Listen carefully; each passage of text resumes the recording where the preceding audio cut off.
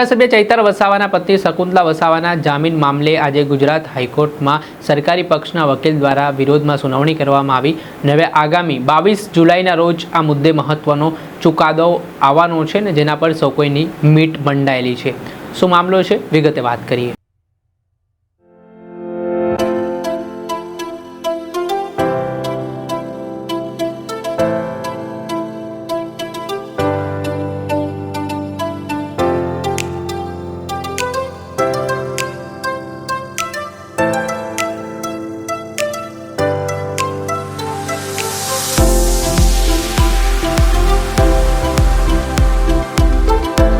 दर्शक मित्रों, स्कायनेट मीडिया में आपનું स्वागत है।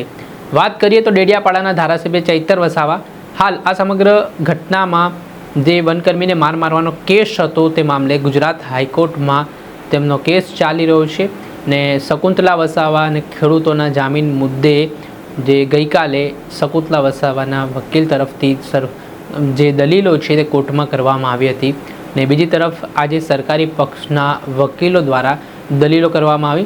बंने पक्षना वकीलो वच्चे धारदार दलीलो चाली ने हवे आ मामले गुजरात हाईकोर्टे आगामी 22 तारीख सुधी चुकादो आ केस में अनामत राख्यो छे। 22 तारीखे गुजरात हाईकोर्ट नक्की करशे શકુંતલા वसावाने जामीन आपवा छे के पछी तेमनी सजा यथावत राखवी छे।